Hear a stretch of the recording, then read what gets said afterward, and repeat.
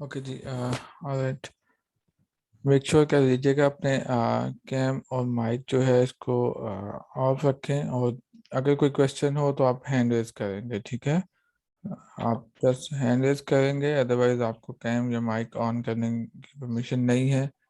अगर ऐसा करेंगे तो आप जो है फिर अनफॉर्चुनेटली मुझे उसको आउट करना होगा।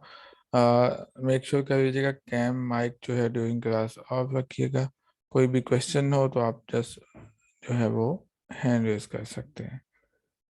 ओके, तो सबसे पहले हम यहाँ पे डिस्कस कर लेते हैं कि डेफिनेशन ऑफ मैनेजर डिस्कस कर लेते हैं, फिर हम डेफिनेशन ऑफ जो है इकोनॉमिक्स डिस्कस कर लेते हैं, और फिर हम जो है अंडरस्टैंड कर सकेंगे कि मैनेजरियल इकोनॉमिक्स एक्चुअली है क्या, जैसे अभी हमने थोड़ा सा इंट्रो भी लिया। तो मैनेजर बेसिकली जो है a person who direct resources to achieve a stated goal. ठीक है, मैनेजर क्या होता है कि कोई भी ऐसा पर्सन जो रिसोर्सेज को डायरेक्ट करता है कि कौन से रिसोर्सेज यूज किए जाएं, कौन से रिसोर्सेज ना यूज किए जाएं, ठीक है, टू अचीव स्टेटेड गोल। जो भी आपने एक गोल डिजाइन किया होता है कंपनी पॉइंट ऑफ व्यू से, जैसा कि अगर आपको इतनी सेल्स करनी है, इतना प्रॉफिट जनरेट करना है एक सर्टेन लेवल तक, तो वो जो भी गोल है उस गोल को अचीव करने के लिए मैनेजर जो है फिर डिफरेंट डायरेक्शन जो है, डिफरेंट गाइडलाइन प्रोवाइड कर रहा होता है कि कैसे उसको अचीव किया जाए। तो manager is a person who direct resources to achieve a stated goal. अब मैनेजर जो है वो there could within a company there could be single manager, different type of manager. आपने सुना होगा कि फाइनेंशियल मैनेजर है, और ऑपरेशंस के अलग से होते हैं, मार्केटिंग के अलग से होते हैं, ठीक है।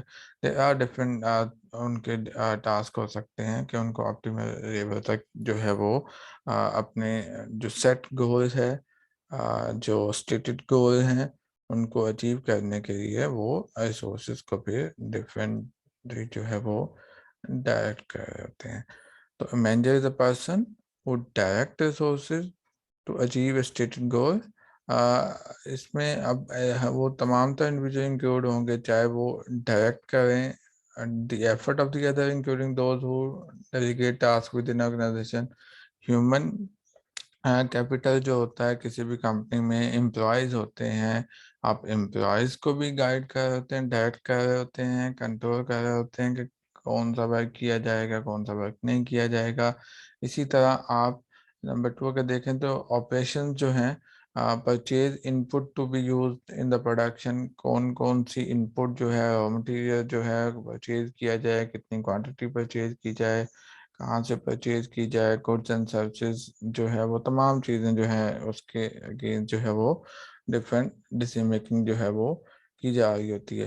एंड फाइनली अगर थर्ड में देखें तो यहाँ पे आपको आफ्टर वंस आपने एम्प्लॉयज हायर किए, उनसे वर्क करवाया, रॉ मटेरियल आपने परचेज कर लिया, ऑपरेशन रन करे, आपके पास फाइनल प्रोडक्ट आ गई, और प्रोडक्ट की प्राइस क्या होगी, क्वालिटी कैसी होगी, डिस्ट्रीब्यूशन कैसे होगी, सारी बहुत मार्केटिंग, ये तमाम तरह डिसीजन मेकिंग जो है वो मैनेजर कर रहा होता है। Not only controlling the employees, directing the employees, but also how to purchase certain goods, आपने इनपुट कैसे बाय करना है, कहाँ से बाय करना है, उसको यूटिलाइज कैसे करना है, फिर आफ्टर प्रोड्यूसिंग सर्टेन प्रोडक्ट उसकी प्राइसिंग क्या होगी, डिस्ट्रीब्यूशन क्या होगी। तो सारा बहुत सर्टेन डिसीजन मेकिंग जो एक मैनेजर जो है वो किसी भी कंपनी में परफॉर्म कर रहा होता है।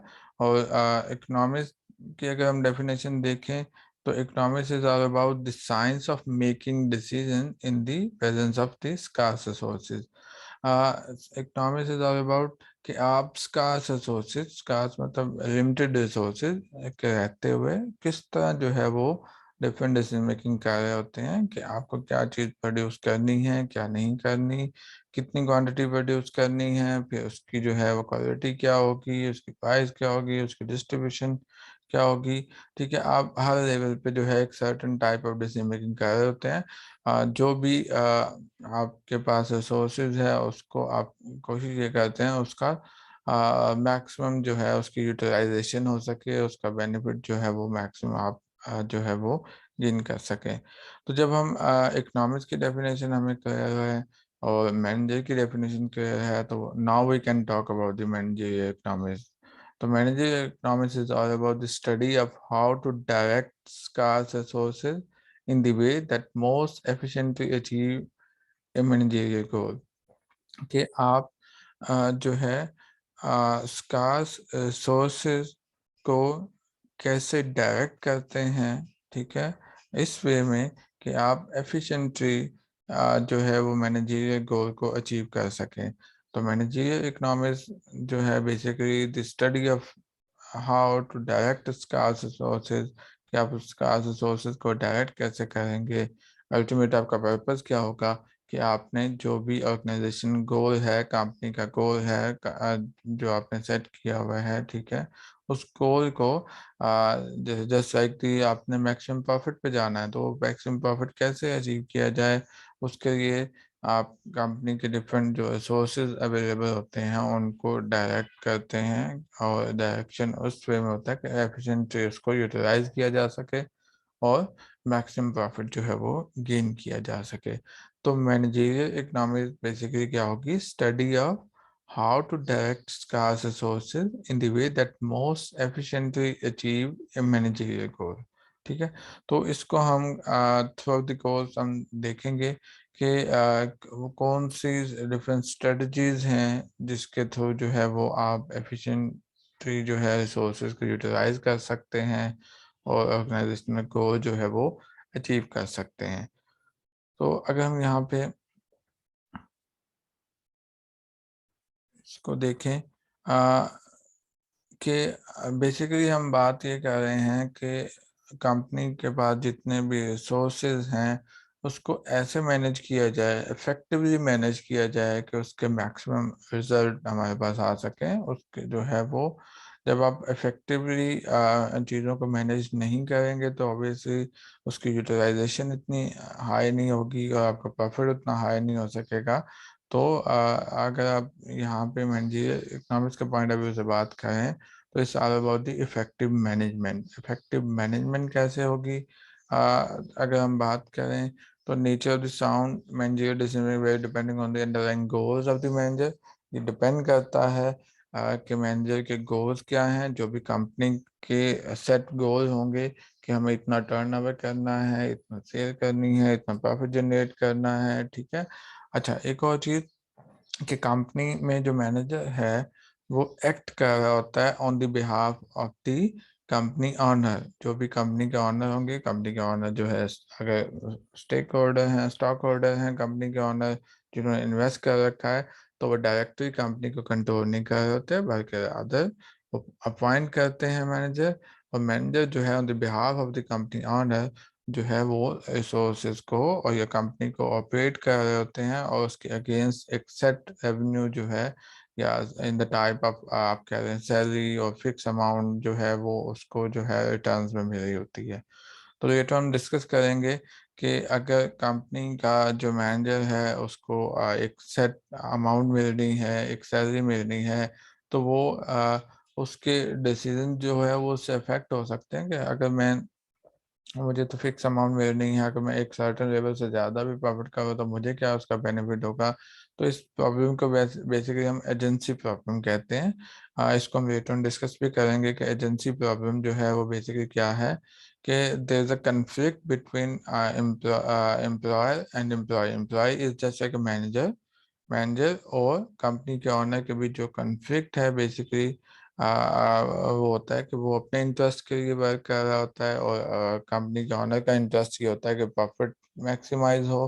तो अगर इन दोनों के इंटरेस्ट जो है वो वेरी करते हैं तो उस वजह से जो है डिफरेंट कन्फ्लिक्ट जो है वो आ सकता है।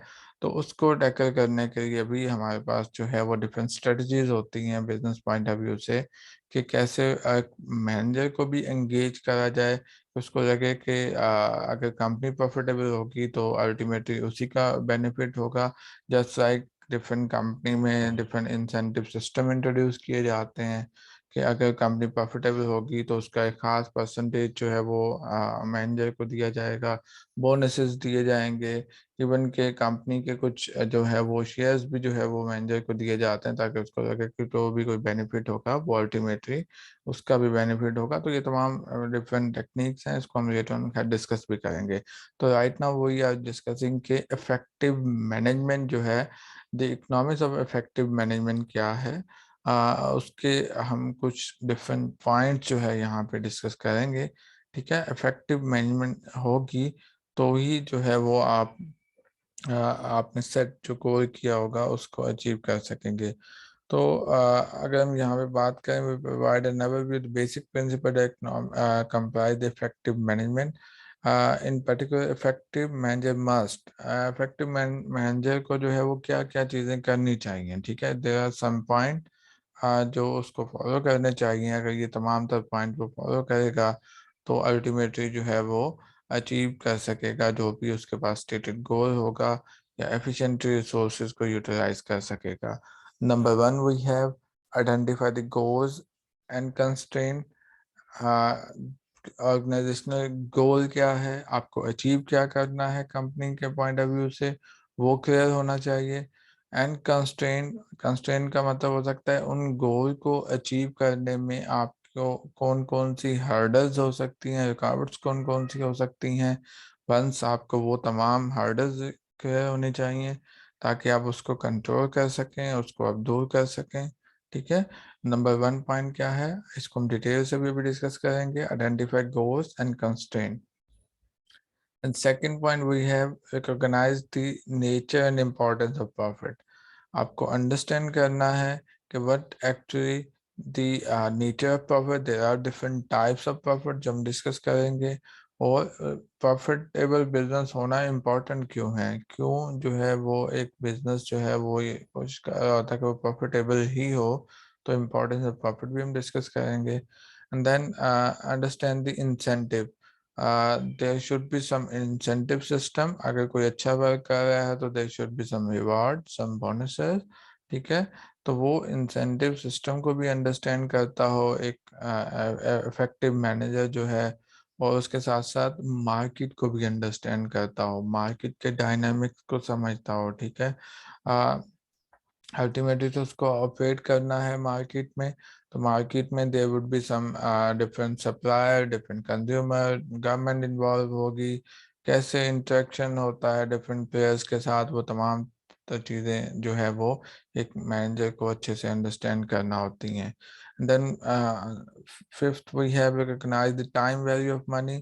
टाइम वैल्यू ऑफ मनी को अंडरस्टैंड करें कि टाइम वैल्यू ऑफ मनी क्या है, कि जो भी आप डिसीजन मेकिंग कर रहे हैं, फाइनेंशियल या मॉनेटरी डिसीजन मेकिंग जो होती है, उसमें टाइम वैल्यू ऑफ मनी जो है वो वेरी इंपॉर्टेंट होता है। Just because of the inflation आपकी मनी की वेल्थ फ्यूचर में वो नहीं रहती जो आज के टाइम पीरियड पे है।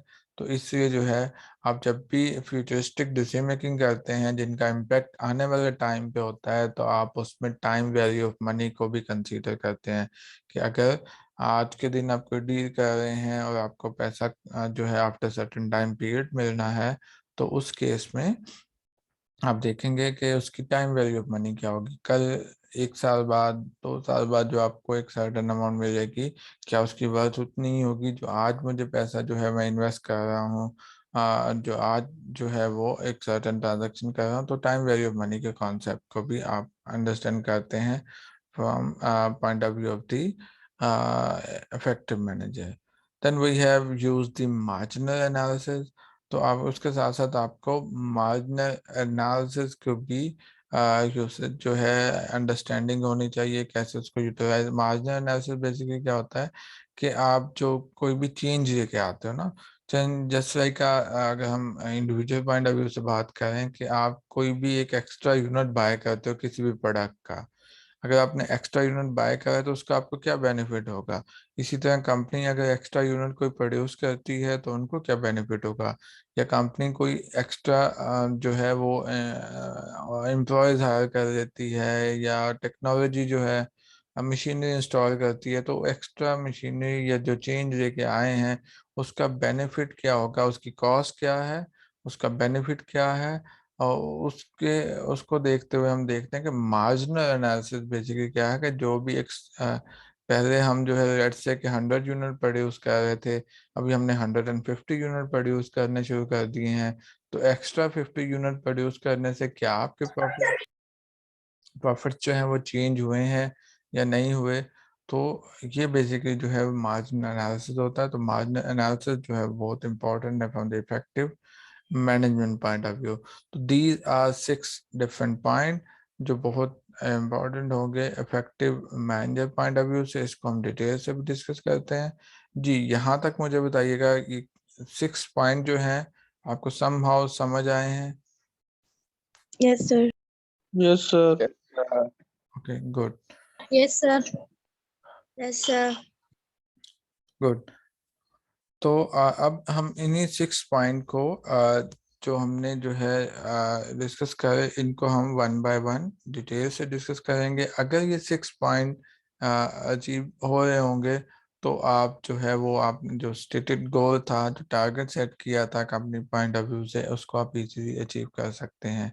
तो अब हम अंडरस्टैंड करेंगे। जैसे फर्स्ट पॉइंट है identify the goals and constraint. तो बेसिकली ये पॉइंट एक्चुअली है क्या कि आइडेंटिफाई गोल्स, गोल्स कंपनी के क्या हो सकते हैं। ठीक है, तो first step in making sound decision is to have well defined goals. आपके गोल जो है वो स्टार्ट से ही डिफाइंड होने चाहिए कि आपको क्या अचीव करना है, कितना रेवेन्यू जनरेट करना है, कितना प्रॉफिट जनरेट करना है, आपका पर्पस क्या है। ठीक है, ये तमाम तर गोल अगर स्टार्ट में ही क्लियर होंगे तो आप एज अ मैनेजर जो है वो जो है रिसोर्सेज को बेहतर वे में यूटिलाइज कर सकते हैं, उनको डायरेक्ट कर सकते हैं। अगर आपके गोल्स क्लियर नहीं होंगे तो आप जो है वो कहीं ना कहीं उसको अचीव नहीं कर सकेंगे। If your goal is to maximize your grade, just like if you are the student and you want to maximize your grade, तो आपको एक सेट गोल स्टार्ट में ही जो है वो आपको बनाना होगा कि हम मेरा ये एक सर्टेन गोल है, और इस तरह अगर मैं डेली बेस पे इतने आवर्स स्टडी को दूं, इतने डेली बेस पे जो है वो मैं एक सेट स्केड्यूल बनाऊं, तो ही जाके मैं जो है उस टारगेट को अचीव कर सकता हूं। तो उसमें भी आपको डिफरेंट हर्डल्स भी आ सकती हैं कि आपको कुछ चीज़ें सेक्रीफाइस करना होंगी, क्योंकि विद इन 24 आवर्स उसमें आपके स्लीपिंग आवर्स भी होंगे, आपके अदर वर्किंग आवर्स भी होंगे। उन तमाम चीज़ों को देखते हुए आप जो है आपके पास कुछ हर्डल्स होंगी, कुछ रुकावटें होंगी, कुछ कंस्ट्रेंट्स होंगी। उन कंस्ट्रेंट्स को भी आपने जैसे इंडिविजुअली आप आइडेंटिफाई करते हो, इसी तरह बिजनेस पॉइंट ऑफ व्यू से एक जो बिजनेस है वो भी यही कह रहा होता है कि जब वंस आपने गोल क्लियर कर लिया कि ये मेरे गोल्स हैं, हमें इतना टर्नओवर अचीव करना है, तो आप अपनी कैपेसिटी देखते हो कि आपके पास फाइनेंशियल कैपिटल कितना है, आपके पास एम्प्लॉयज कितने हैं, आपका जो है इंफ्रास्ट्रक्चर कितना है, टेक्नोलॉजी कितनी है कि आप उतनी प्रोडक्शन कर भी सकते हैं या नहीं कर सकते। ठीक है, तो आप उसके साथ अलाइन करने की कोशिश करते हैं। अगर तो आपके स्टेटेड गोल आपके रिसोर्सेज से मैच नहीं कर रहे तो आप उसको इनिशियली जो है अपने स्टेट गोल को रिवाइज करोगे, या यू हैव अनदर ऑप्शन कि आप जो है अपनी कैपेसिटी बिल्डिंग करोगे, अपने रिसोर्सेज को इंक्रीज करोगे ताकि उस गोल को अचीव किया जा सके। ठीक है, वो कंस्ट्रेंट जो हैं, जो हर्डल्स हैं, उनको रिमूव किया जा सके। तो once from the business point of view you must have clear goals। Goals clear होने के बाद आपके पास फिर आप रिव्यू करते हैं what resources you have, and after that you can clearly mention कि कौन कौन सी कंस्ट्रेंट हो सकती हैं और कंस्ट्रेंट को कैसे जो है वो दूर किया जा सकता है। अगर आपके पास लेट्स से कि नंबर ऑफ एम्प्लॉयज़ कम है या स्किल्ड एम्प्लॉयज़ कम है, कि आपके पास टेक्नोलॉजी और प्रोडक्शन करना चाहते हैं तो इतनी ज़्यादा टेक्नोलॉजी अगर आपके पास नहीं है, ठीक है, तो ये तमाम तर चीज़ें जो हैं वो आप इनिशियली जो है वो आइडेंटिफाई करते हैं। तो फर्स्ट पॉइंट इफेक्टिव मैनेजमेंट का क्या है? Identify the goal and constraint, ठीक है। और जब हम गोल की बात करते हैं, most of the time company का गोल यही होता है कि प्रॉफिट को मैक्सिमाइज किया जाए। जब प्रॉफिट मैक्सिमाइज होगा तो इसका मतलब ये है कि प्लीज अपना माइंड ऑफ रखें।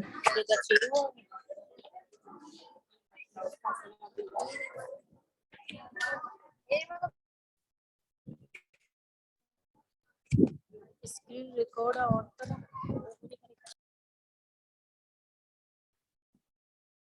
Okay,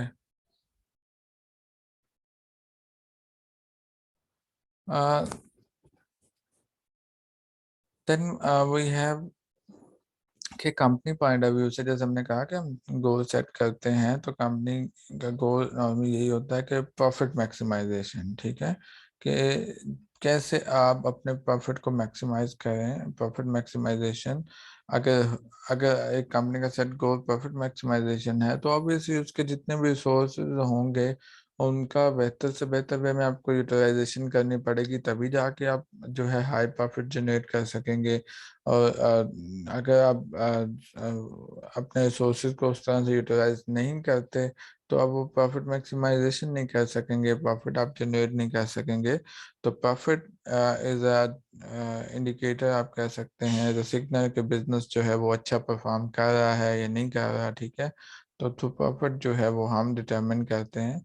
profit is just like one of the signal के एक बिजनेस अच्छा परफॉर्म कर रहा है या नहीं कर रहा। There could be some other goals, कुछ नॉन प्रॉफिट कंपनीज या नॉन प्रॉफिट ऑर्गेनाइजेशन भी होती हैं, लेकिन अल्टीमेटली जो है वो उनका गोल जो है जैसे आप फॉर एग्जांपल एनजीओज हैं या डिफरेंट अदर कंपनीज हैं, ठीक है, there could be some other goals as well, but most of the time you have a single goal कि आपका प्रॉफिट मैक्सिमाइजेशन जो है उसको लेते हुए आप डिफरेंट स्ट्रेटजीज जो है वो फॉलो कर रहे होते हैं। तो नंबर वन हमारे पास क्या हुआ? इफेक्टिव मैनेजमेंट का tool, identify goals and constraint, ठीक है। Second point that we have is recognise the nature and importance of profit.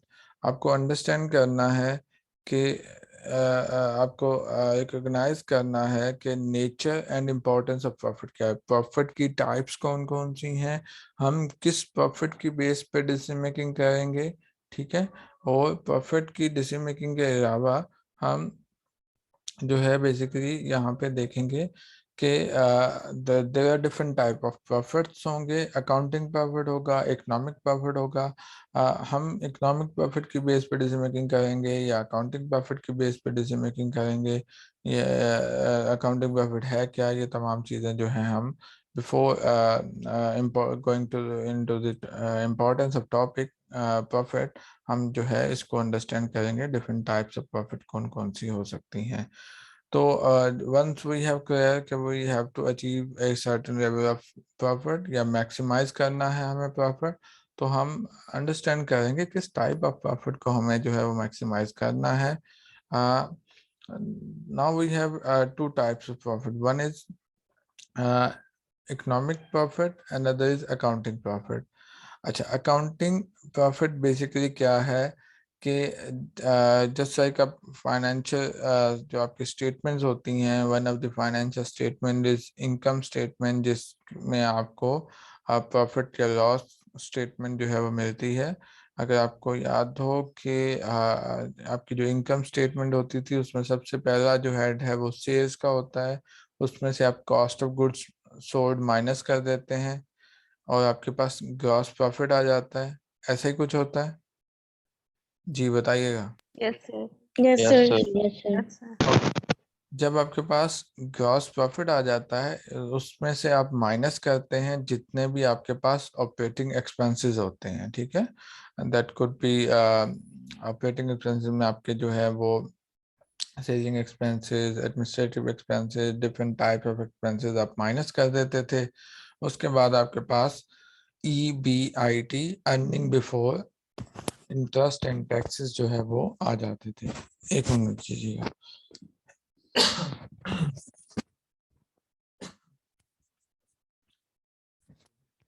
Okay, earning before interest and taxes का नंबर आपके पास आ जाता था जैसे ही आप ऑपरेटिंग एक्सपेंसेस माइनस करते थे। उसके बाद operating earning before interest and taxes में से आप इंटरेस्ट एक्सपेंसेस माइनस कर देते थे जब आपने कोई डेट लिया होता था। ठीक है, there are two types of financing, one is equity financing जो ऑनर का पैसा होता है, दूसरी फाइनेंसिंग होती थी डेट फाइनेंसिंग। और डेट फाइनेंसिंग में आप क्या करते थे कि आपने बैंक से या डिफरेंट फाइनेंशियल इंस्टीट्यूशन से पैसा ले रखा होता था, तो उसकी कॉस्ट होती है, आपको जो है इंटरेस्ट कॉस्ट जो है वो बेयर करना पड़ती है। तो ईबीआईटी में से आप इंटरेस्ट माइनस कर देते थे तो आपके पास ईबीटी आ जाता था, अर्निंग बिफोर टैक्सेस। और अगर आपने ईबीटी जो है वो पॉजिटिव में है, कोई नंबर आपने प्रॉफिट वहाँ पे अर्न करा है, तो उस पे एक सर्टन परसेंटेज जो है वो टैक्स की माइनस हो जाती थी। उसके बाद आपके पास नेट प्रॉफिट आ जाता था। ठीक है, तो बेसिकली जो वो नेट प्रॉफिट है वो हमारा अकाउंटिंग प्रॉफिट होता था। ठीक है, अकाउंटिंग प्रॉफिट क्या होगा कि यहाँ पे आपने जो मॉनिटरी कॉस्ट है, जिन कॉस्ट को आप डिटरमिन कर सकते हैं, कैलकुलेट कर सकते हैं, आपने वो तमाम तर कॉस्ट माइनस कर दी अपने रेवेन्यूज में से, और अल्टीमेटली आपके पास नेट प्रॉफिट आ गए। और नेट प्रॉफिट आपके पास अकाउंटिंग प्रॉफिट होता है। और एक नॉर्मली जो हम इंडिविजुअली अगर डिस्कस करें तो हम उसी प्रॉफिट की बेस पे जो है वो डिसीजन मेकिंग कर रहे होते थे। लेकिन एक इफेक्टिव मैनेजर जो है वो सिर्फ अकाउंटिंग प्रॉफिट जो नेट प्रॉफिट आया है या अकाउंटिंग की बुक्स जो प्रॉफिट शो कर रही हैं सिर्फ उसी को कंसीडर नहीं कर रहा था, वो इकोनॉमिक प्रॉफिट पे भी जाता है। तो अकाउंटिंग प्रॉफिट तो ये हो गया कि जो भी आपके पास बुक्स में प्रॉफिट शो हो रहा है, आपने डायरेक्ट कॉस्ट जो है वो माइनस कर दी, और उसके बाद आपके पास जो है वो प्रॉफिट आ गया। उसको आपने जो है वो कहा कि ये हमारा अकाउंटिंग प्रॉफिट है। अगर ये प्रॉफिट हाई है, एक सर्टेन लेवल तक प्रॉफिट आपने अचीव करा, उसका मतलब ये है कि you are on the right path, आप जो है वो डिसीजन मेकिंग ठीक से कर रहे हैं। इसी को आप एक्सटेंड करेंगे फर्दर। तो अकाउंटिंग प्रॉफिट का एक मेजर डिफरेंस यहाँ पे हम लोग समझ लेते हैं कि कैसे ये डिफरेंशिएट करता है फ्रॉम द इकोनॉमिक प्रॉफिट। अच्छा, हमारे पास जो टोटल रेवेन्यू थे उसमें से हमने तमाम था क्या करा, कॉस्ट या एक्सपेंसेस जो है वो माइनस कर दिए। अब there are two types of cost, दो तरह की कॉस्ट होंगी। एक कॉस्ट कहलाएगी एक्सप्लिसिट कॉस्ट और दूसरी कहलाएगी इम्प्लिसिट कॉस्ट। ठीक है, एक्सप्लिसिट कॉस्ट वो तमाम कॉस्ट होती है जो हम डायरेक्ट कंट्रोल कैलकुलेट कर सकते हैं, जैसे जस्ट लाइक आपने जो है मेंशन कर दिया अकाउंटिंग की बुक्स में। ठीक है, आपकी कॉस्ट ऑफ गुड्स सोल्ड ये है, आपके एक्सपेंसेस ये हैं, वो तमाम तर चीज़ें जिसको आप मेंशन कर सकते हैं, कैलकुलेट कर सकते हैं, रिकग्नाइज कर सकते हैं, वो तमाम तर चीज़ें जो है वो आपके पास जो है वो यहाँ पे कंसीडर हो जाती है एक्सप्लिसिट कॉस्ट में। लेकिन एक्सप्लिसिट कॉस्ट के साथ साथ एक और कॉस्ट होती है हमारे पास, इम्प्लिसिट कॉस्ट, जो हिडन कॉस्ट होती है। ठीक है, जो आप इकोनॉमिक की टर्म में जो है हम उसको यूज करते हैं, लेकिन अकाउंटिंग की टर्म में हम इम्प्लिसिट कॉस्ट को कहीं ना कहीं इग्नोर कर रहे होते हैं, या हम उस तरह से इसको कंसीडर नहीं कर रहे होते। Implicit cost is just like a opportunity cost. Opportunity cost क्या होती थी कि आप अगर एक चीज बाय करोगे या एक चीज आप होल्ड करोगे तो दूसरी जगह आप इन्वेस्ट या दूसरी चीज का बेनिफिट नहीं ले सकते। जस्ट लाइक कि अगर आपके पास कंपनी पॉइंट ऑफ व्यू से अगर आपके पास 100 मिलियन का बजट है, तो बजट आप किसी एक टाइप ऑफ बिजनेस में इन्वेस्ट कर सकते हैं, दूसरे टाइप ऑफ बिजनेस में इन्वेस्ट नहीं कर सकते। अगर हमें इसको और सिंप्लीफाई करें, for example you are the investor, you want to run your own business right now, you are doing one of the job। अगर आप एक जॉब कर रहे हैं, आपके पास एक घर है, ठीक है, आप कहते हैं कि मैं अपना ही बिजनेस करूंगा, उसको ऑपरेट करूंगा अपने ही घर से। ठीक है, जस्ट लाइक तो उस केस में आपको जॉब क्विट करनी होगी। आप जॉब क्विट करके अपना बिजनेस करते हैं तो उसके लिए आप अपनी सर्विसेज देंगे। ठीक है, तो अपॉर्चुनिटी कॉस्ट क्या होगी, नंबर वन ये है कि जो आपने जॉब क्विट की, जो आपको जॉब से अर्निंग मिल रही थी वो अर्निंग अब नहीं मिलेगी। आपने वो फॉरगो कर दी just for the sake of आपको अपने बिजनेस रन करना था, बिजनेस का आपको बेनिफिट हो सके। तो बिजनेस का बेनिफिट गेन करने के लिए आपने जॉब के जो रिटर्न्स आपको मिलने थे, सैलरी मिलनी थी, वो आपने फॉरगो करी। वो कॉस्ट कहलाती है अपॉर्चुनिटी कॉस्ट। ठीक है।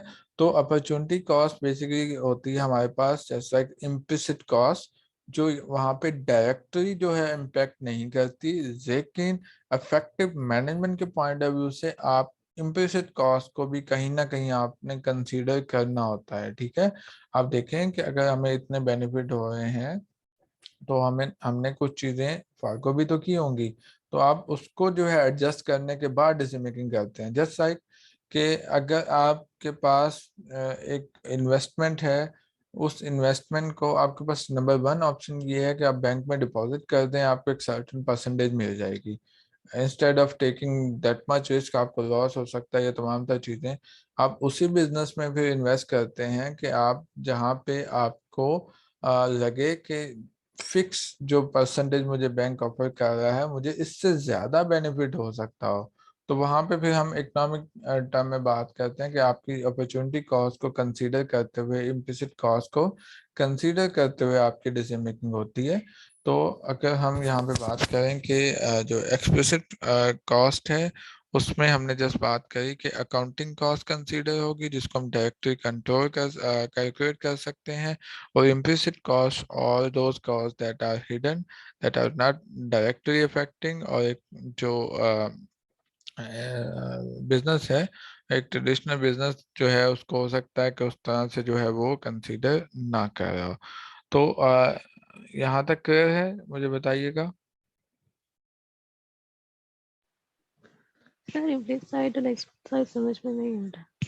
अच्छा, देखो, एक्सप्लिसिट कॉस्ट वो होती है जिसको हमने कहा कि आप जैसे आपने कोई रॉ मटेरियल परचेज करा, जैसे आपने जो है वो सर्विस पे करी, जैसे आपने मार्केटिंग के एक्सपेंसेस करे, वो तमाम कॉस्ट आप कैलकुलेट कर सकते हैं ना, उसको मेंशन कर सकते हैं। ठीक है, वहाँ वो आप अकाउंटिंग की बुक में आपको नजर भी आती है। लेकिन इम्प्लिसिट कॉस्ट वो हिडन कॉस्ट होती है। जैसे अभी मैंने एग्जांपल दी कि आपने कोई अल्टरनेट ऑप्शन था, आपने जैसे जॉब क्विट की, ठीक है, उसकी सैलरी आपको नहीं मिलनी थी, लेकिन आप कहीं पे भी मेंशन नहीं करते कि वो सैलरी की कॉस्ट आपने क्विट करी, वो अपॉर्चुनिटी कॉस्ट आप अकाउंटिंग की बुक में आपको नजर नहीं आती। ठीक है। इसी तरह अगर आपने इन्वेस्टमेंट करी है इस बिजनेस में, तो आप वही पैसा बैंक में डिपॉजिट कर सकते थे, 10% 12% के जो भी इंटरेस्ट रेट है। लेकिन अब आप बिजनेस कर रहे हैं तो आपको वो बेनिफिट नहीं मिलेगा। लेकिन जब आप डिसीजन मेकिंग करते हैं तो उस वक्त इम्प्लिसिट कॉस्ट को आप कंसीडर कर, जो भी आपका अकाउंटिंग प्रॉफिट आता है। ठीक है। अकाउंटिंग प्रॉफिट में तो जी Ghulam, is there any question? Yes sir, अस्सलाम वालेकुम सर। जी वालेकुम, जी पूछिए। सर क्वेश्चन ये था कि अगर हम बैंक में पैसे रखते भी हैं तो अगर वो हमें इन्फ्लेशन रेट से नीचे तो कोई रेट देता है तो फिर भी तो टाइम वैल्यू ऑफ मनी के हिसाब से तो हम तो फिर भी नुकसान में जा रहे हैं ना सर। जी जी। तो देखो, उस केस में हम यही बात कर रहे हैं कि आप जो है ऑब्वियसली आपको टाइम वैल्यू ऑफ मनी जो है हम कंसीडर करेंगे। जो भी आप इन्वेस्टमेंट करते हैं उसमें भी आप बिकॉज सर टाइम। देखें, इन्फ्लेशन चल रही है अराउंड 13% और रेट मिल रहा है कोई 5 to 7% बैंक्स में। तो अगर मैं 5 साल बाद भी अगर मेरा पैसा डबल भी हो जाता है तो मेरा तो पैसा वही रहेगा क्योंकि परचेजिंग पावर तो कम हो जाएगी। अच्छा, इस केस में एक्चुअली होता ये है कि there are two types of interest. ठीक है। One is nominal interest, one is real interest. Nominal yes sir. Interest, आज जिस इंटरेस्ट की आप बात कर रहे हैं वो होता है नॉमिनल इंटरेस्ट। और रियल इंटरेस्ट ये होता है कि नॉमिनल इंटरेस्ट माइनस इन्फ्लेशन। तो आपकी डिसीजन मेकिंग जो है वो रियल इंटरेस्ट को लेके होती है। अगर आप जिसकी एग्जांपल दे रहे हैं उस केस में रियल इंटरेस्ट तो नेगेटिव में आएगा। तो जब नेगेटिव में होगा तो आप जी उसी जी। उसी वे में डिसीजन मेकिंग करेंगे। हम बात जो कर रहे हैं वो, अगर आप रियल इंटरेस्ट रेट के पॉइंट ऑफ व्यू से देखें, उसमें इन्फ्लेशन एडजस्ट होने के बाद क्या इंटरेस्ट रेट ऑफर हो रहा है उसकी आप बात करते हैं। तो एक मैनेजर तभी डिसीजन मेकिंग करता है अगर उसको लगता है कि इन्फ्लेशन एडजस्ट होने के बाद रियल इंटरेस्ट रेट जो है वो नेगेटिव में जाएगा, तो वो उस केस में उसकी कोई opportunity cost from financial point of view से तो नहीं होगी कि वो कहीं और इन्वेस्ट कर राइट सकता, सर। ठीक है। तो उस वे में वो उसको ओके, कंसीडर करेगा, ठीक है। Thank you sir, thank okay, alright. तो यहाँ पे हमने कहा कि एक एक एग्जांपल यहाँ पे गिवन है, उसको हम थोड़ा सा यहाँ पे देख लेते हैं, उससे आप लोगों को और क्लियर हो जाएगा एक्सप्लिसिट इम्प्लिसिट कॉस्ट का, अकाउंटिंग और इकोनॉमिक प्रॉफिट का, ठीक है। In the business world the opportunity cost of the opening a restaurant is the best alternative use of the resources used to establish a restaurant, ठीक है। Now we have two types of businesses. One is restaurant business है हमारे पास, और से opening a hair style salon, दो option है, एक hair style salon open कर सकते हैं या एक हम रेस्टोरेंट ओपन कर सकते हैं, ठीक है। अब दो ऑप्शन है, दोनों में से कोई एक हम करते हैं। Again these resources include not only explicit financial resources needed to open a business but any implicit cost as well. Suppose you own a building, आपके पास अपनी एक बिल्डिंग है, ठीक है, in New York that you use to run a small pizza. एक business जो है pizza food business जो है उसको रन करने के लिए आपके पास एक अपनी बिल्डिंग थी, आपने उसमें जो है एक बिजनेस स्टार्ट कर दिया। Food supplies are your only accounting cost. Food की सप्लाईज जो है, आप मटेरियल परचेज करते हो, उसको डिलीवर करते हो, वो तमाम तर जो कॉस्ट है वो आपकी अकाउंटिंग कॉस्ट है, जिसको आप कैलकुलेट कर सकते हो, जिसको आप मेंशन कर रहे हो, जो आपकी अकाउंटिंग या एक्सप्लिसिट कॉस्ट कहलाती है, ठीक है। ओके, अच्छा सिया, अभी जो है ये लिंक एंड हो जाएगा, तो मैं आपको उसी वक्त जो है वो दूसरा लिंक भेज दूंगा, वो आप फॉरवर्ड कर दीजिएगा, ठीक है। Okay, okay sir. ओके। तो यहाँ पे एक बिजनेस आपने रन करा, उसमें आप की अपनी एक बिल्डिंग ओन करते थे, और उसमें आपकी जो जितनी भी कॉस्ट है वो आपकी कॉस्ट किस टर्म में आ रही है, कौन सी कॉस्ट है, वो आपकी फूड सप्लाई की कॉस्ट है, और वही आपकी टोटल अकाउंटिंग या एक्सप्लिसिट कॉस्ट कहलाएगी। अपना कैम और माइक काइंडली इसको आप अगर ऑफ रखें। Okay, alright. So at the end of the year, your accountant informed that the cost were 20,000, और आपको बताया जाता है कि आपकी कॉस्ट जो है वो 20,000 थी, एंड योर रेवेन्यूज वर 1 लाख। 1 लाख का जो है वो आपका रेवेन्यू था, टोटल आपका टर्नओवर या सेल जो थी वो 1 लाख की थी, और टोटल कॉस्ट आप कहते हैं कि वो आपकी 20,000 की थी, जो फूड सप्लाई की कॉस्ट थी। आप 1 लाख में से 20,000 माइनस कर देते हैं, और आपके पास 80,000 जो है वो प्रॉफिट आ जाता है। तो अब ये जो 80,000 प्रॉफिट आपके पास आया है, ये प्रॉफिट बेसिकली आपका अकाउंटिंग प्रॉफिट कहलाएगा, क्योंकि इस अकाउंटिंग प्रॉफिट में से आपने जस्ट अकाउंटिंग कॉस्ट या एक्सप्लिसिट कॉस्ट माइनस की है, ठीक है। तो इसमें कहीं भी हमने इम्प्लिसिट कॉस्ट जो है वो एडजस्ट नहीं की, जो आपकी अपॉर्चुनिटी कॉस्ट होती है, ठीक है। तो हमारे पास अकाउंटिंग प्रॉफिट जो है यहाँ पे 80,000 का आ गया। Now we have however the accounting profit overstate your economic profit। हो सकता है कि अकाउंटिंग प्रॉफिट जो है वो आपको मिसरीड कर दे, आपको ज्यादा शो हो रहा हो, लेकिन वहां पे आपने कोई अपॉर्चुनिटी कॉस्ट या इम्प्लिसिट कॉस्ट जो है उसको कंसीडर नहीं करा, ठीक है। तो ये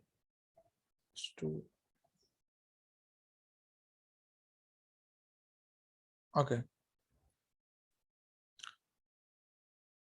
cost include only accounting cost. अभी हमने सिर्फ अकाउंटिंग कॉस्ट की बात करी है। First cost do not include the time spend running on the business.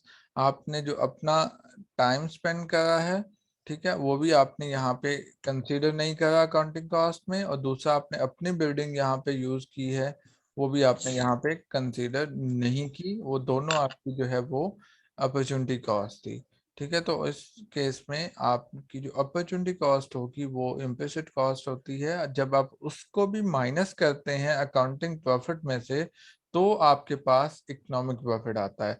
अगर आपके पास अकाउंटिंग प्रॉफिट 80,000 है, तो उस केस में आपको अपॉर्चुनिटी कॉस्ट या इम्प्लिसिट कॉस्ट जो है अपॉर्चुनिटी कॉस्ट जो है वो एडजस्ट करनी होगी, उसके बाद जो है वो आपके पास इकोनॉमिक प्रॉफिट डिटरमिन होगा।